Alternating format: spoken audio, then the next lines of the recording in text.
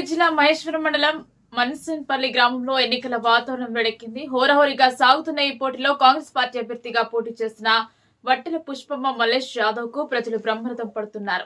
Senior రాజకీయవేత్తగా పేరు సంపాదించుకున్న మల్లేష్ యాదవ్ మహిళలకు రిజర్వేషన్ రావడంతో ఈసారి తన సతీమణి పుష్పమ్మను బరిలోకి దింపడం జరిగింది.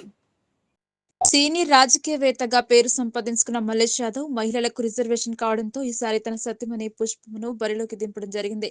మాజీ సర్పంచ్ గా మరియు అధికార కాంగ్రెస్ పార్టీ అభ్యర్థిగా మరియు సీనియర్ నేతగా మల్లేష్ యాదవ్ కు ప్రజలలో మంచి పేరుండడం ప్లస్ పాయింట్ గా మారింది. అదేవిధంగా మహిళలతో పాటు యువత మరియు అన్ని వర్గాలకు చెందిన వారు కూడా పుష్పం మల్లేష్ యాదవ్ కు మద్దతుగా నిలుస్తున్నారు.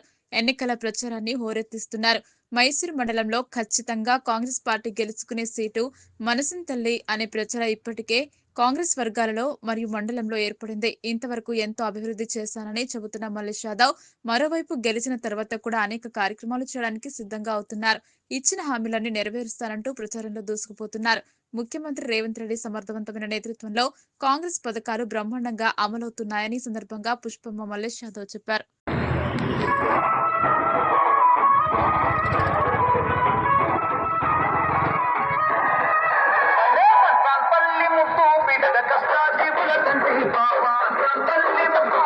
కష్టాజీవుల